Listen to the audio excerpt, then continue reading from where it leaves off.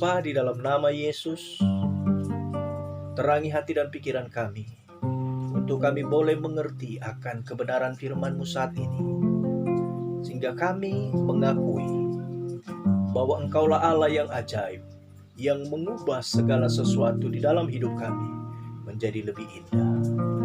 Di dalam nama Yesus, kami berdoa dan bersyukur kepadamu.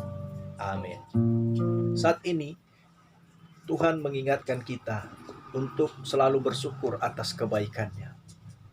Dan Tuhan bisa mengubah hidup kita menjadi lebih baik dari sebelumnya.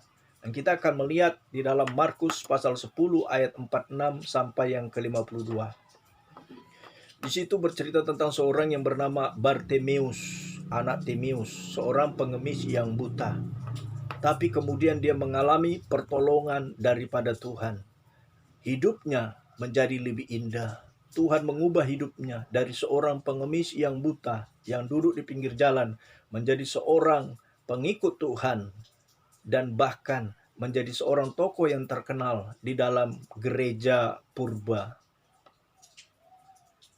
Bagaimana cara dia memperoleh keajaiban Tuhan sehingga hidupnya bisa diubah? Yang pertama, kita akan melihat bahwa dia mengajarkan teladan kepada kita.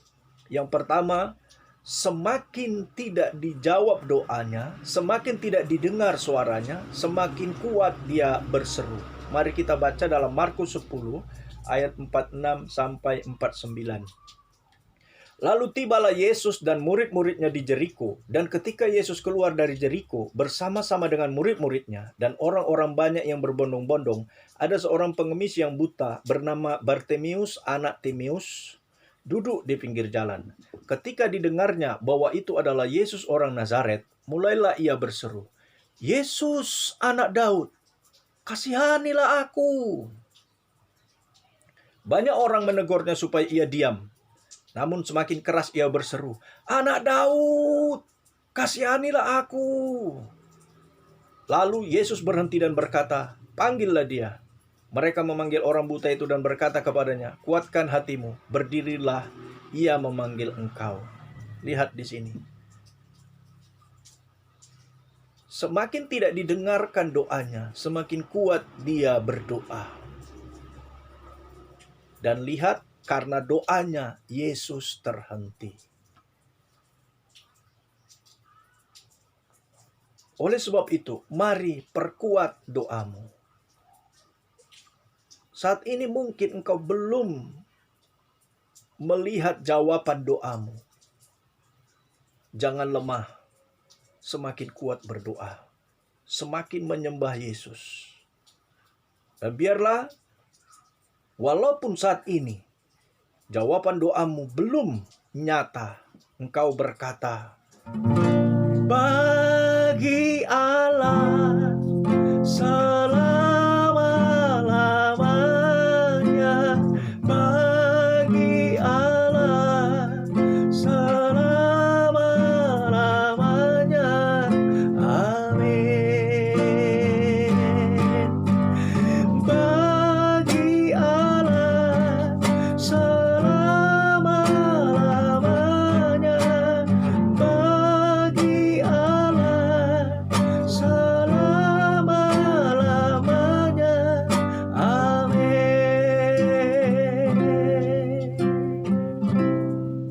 Allah itu selalu amin, selalu benar, selalu pasti. Ketika engkau kuat di dalam doamu dan semakin kuat, maka Tuhan pasti mendengarmu. Dan lihat di sini, Tuhan mendengarkan Bartimeus. Lalu ia berhenti dan memanggil. Tapi lihat di sini, di tahap ini kesembuhan belum terjadi. Keajaiban Tuhan belum terjadi kepada Bartimeus. Mengapa? Karena Tuhan masih melihat, masih ada sesuatu hal yang harus dia lepaskan dari dirinya. Sesuatu hal yang bisa membuat dirinya malu dan juga bahkan membuat Tuhan menjadi malu. Kita lihat dulu contoh dalam Ulangan 23 ayat 12. Ulangan 23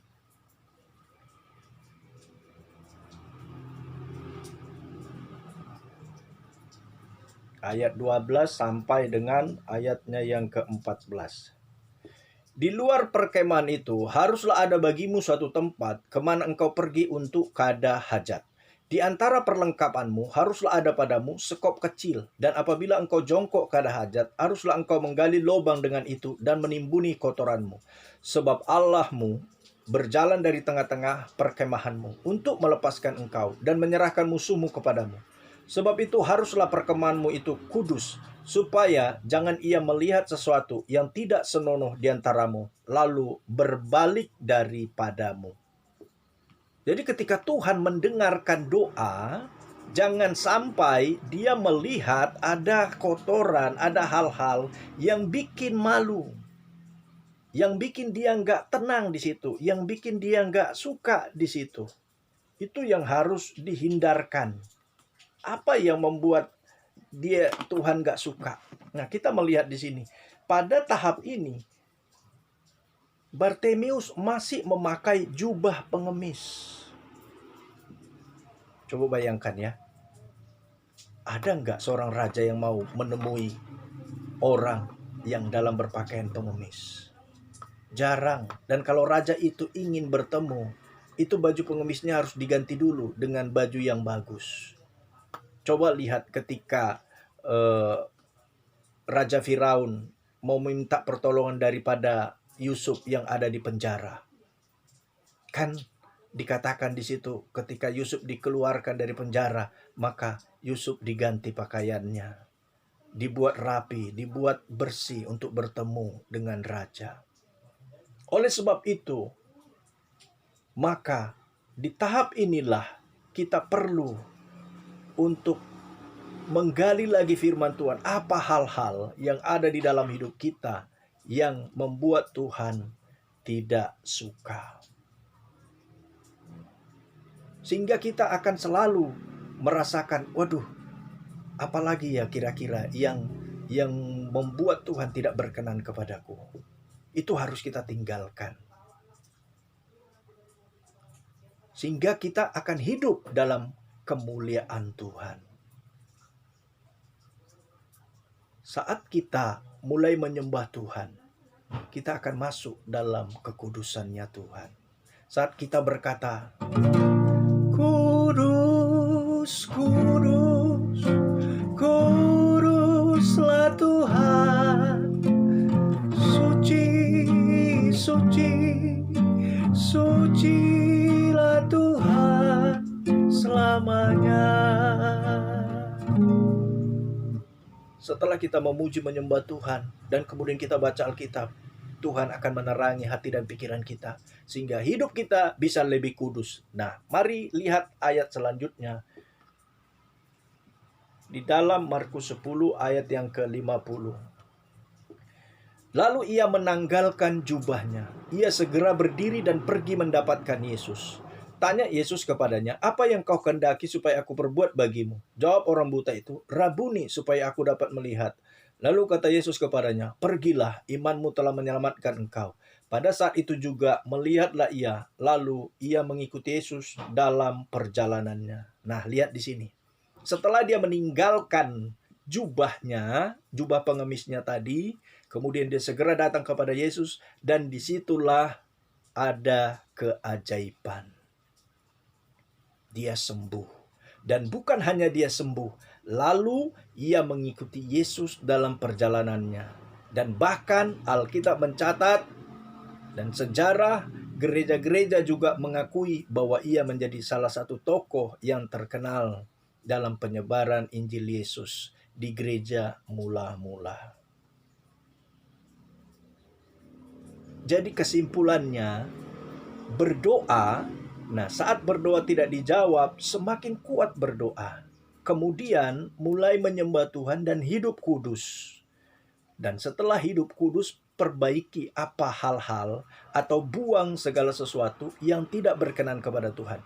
Maka keajaiban akan jadi milikmu. Maka hidupmu akan diubahnya menjadi lebih indah. Terima kasih Yesus. Terima kasih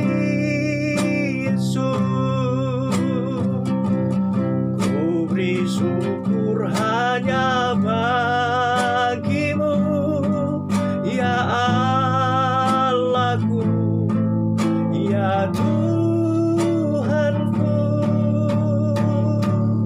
Terima kasih Yesus.